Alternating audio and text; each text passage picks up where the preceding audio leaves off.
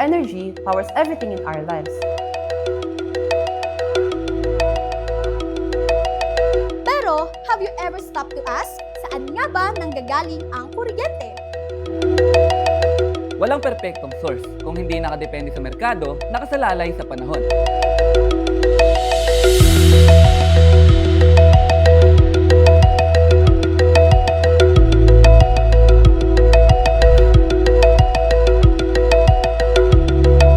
Ang enerhiya ng kinabukasan ay gawa ng Pilipino para sa Pilipino.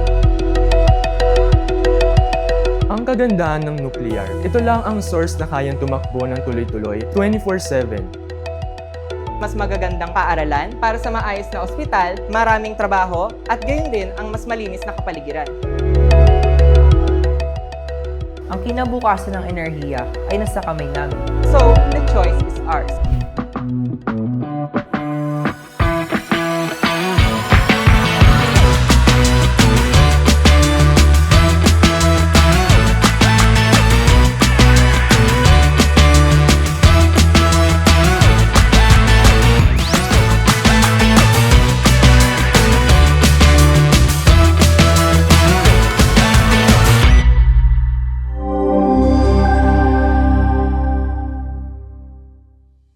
Energy powers everything in our lives.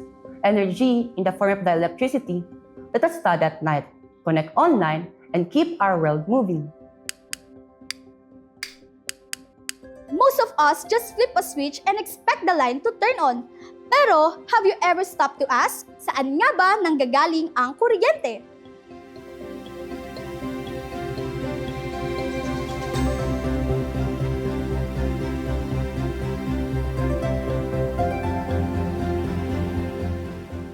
Sa Pilipinas, iba-iba ang pinagmumulan ng kuryente. Ang tawag dito, power generation mix. Pinakamalaki ang fossil fuel. Mayroon ding mga renewable energy tulad ng hydro, solar, at wind. At mayroon din natural gas at kaunti sa oil. Coal accounts for around 62% of our energy mix, habang oil naman ay nasa 4%. Madali kasi itong angkatin at mura, pero marami dahil sa malaking binibigay na greenhouse gases. Renewables naman ay sa 20% plus. Malinis sila, galing sa hangin, araw, tubig at init ng lupa. Pero, hindi lagi maaasahan kasi nakadepende sa panahon. Ang natitirang 12% naman ay natural gas. Fossil fuel pa rin, pero mas malinis kumpara sa coal at oil. Ang problema, limitado ang supply. Walang perpektong source kung hindi nakadepende sa merkado, nakasalalay sa panahon. Kaya't lahat may ambag. Parang team project, marami ang nagtutulungan para sa iisang output. Sa mga susunod na taon, plano ng Pilipinas na magdagdag ng renewables, i-modernize ang mga planta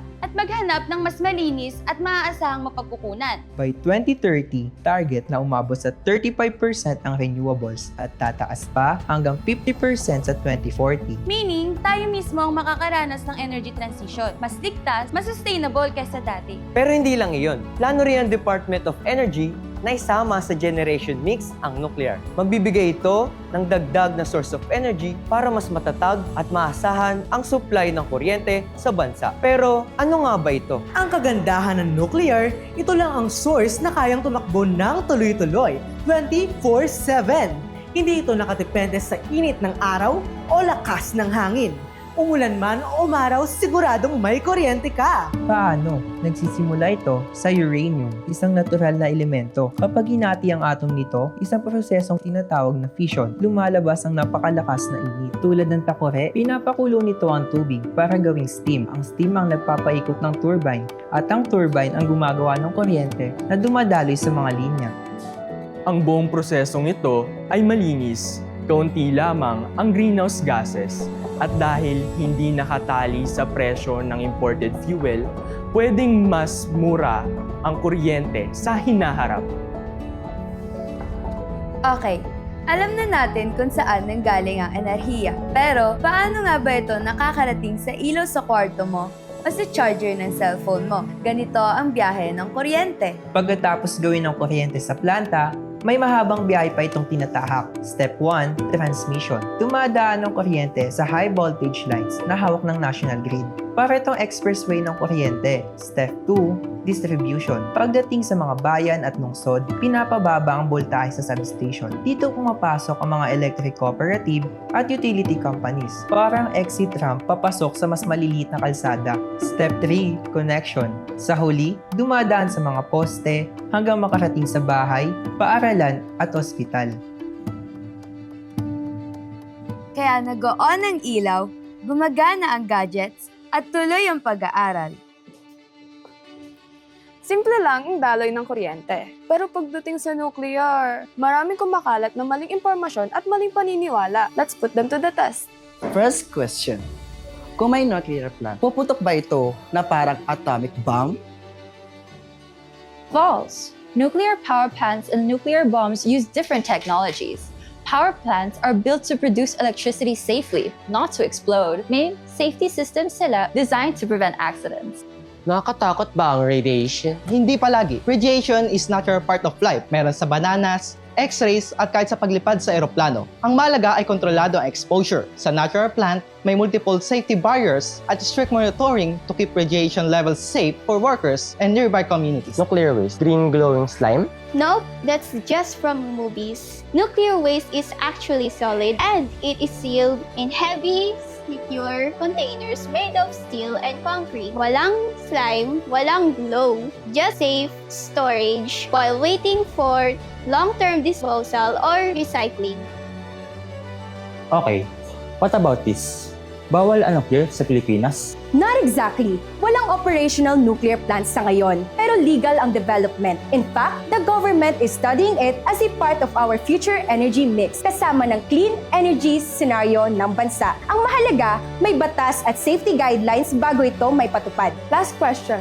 Pag may nuclear plant, tataas ba ang singil sa kuryente? Not necessarily. While mahal ang initial cost ng pagtatayo, nuclear plants can produce large amount of electricity consistently and reliably for decades. Over time, this can actually help stabilize or even lower electricity prices, especially as we shift from imported fossil fuel. Mga classmates, hindi lamang ito tungkol sa kuryente. Kapag may maaasahang enerhiya, tuloy-tuloy ang klase. Walang sagabas sa pag-aaral at walang hadlang sa pangarap. Higit pa doon, ang nuclear ay isang daan sa makabagong kinabukasan. Ang mga Pilipino ay magiging engineer, scientists at technicians. Hindi lamang tayo manonood. Tayo ang hawak ng makina, gayon rin tayo ang magiging eksperto. Ang nuclear ay hindi lamang kuryente. Ito ay para sa mas magagandang paaralan, para sa maayos na ospital, maraming trabaho, at gayon rin ang mas malinis na kapaligiran. So, the choice is ours. Kung mas pipiliin mo ang kaalaman, ang katotohanan, at ang kinabukasan, mas maliwanag ang bukas para sa ating lahat. Pero, ang pinakamahalagang tanong, sino ang magpapatuloy ng lahat ng ito? Ang enerhiya ng bansa ay hindi lang tungkol sa mga planta o kable. Ito ay tungkol sa mga taong nagpapatakbo nito. At para sa aming mga kabataan, ito'y pagkakataon upang maging bahagi ng pagbabago. Ngayon, natutunan namin na hindi lang kami mga consumer ng kuryente. Pwede din kami maging solusyon. Sa mga paaralan, unti-unti nang tinuturo ang halaga ng energy literacy.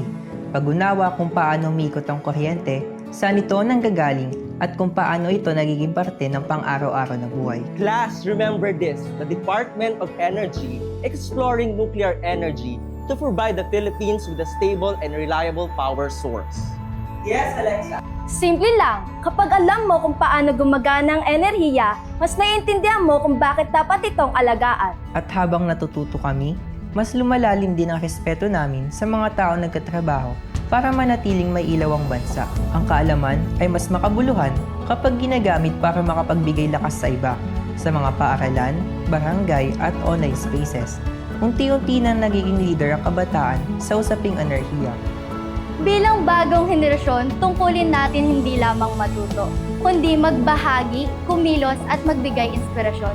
Kasi kapag lahat marunong at may alam, mas matatag ang kinabukasan. Kapag natututo tayong manguna, nagiging totoong powering the next generation.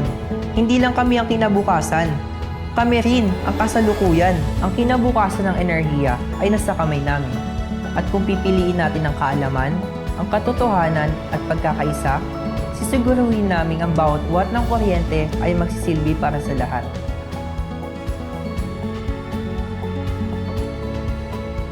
Ang Ang enerhiya ng kinabukasan ay gawa ng Pilipino para sa Pilipino. At habang patuloy na lumiliwanag ang kinabukasan, isang bagay ang malinaw.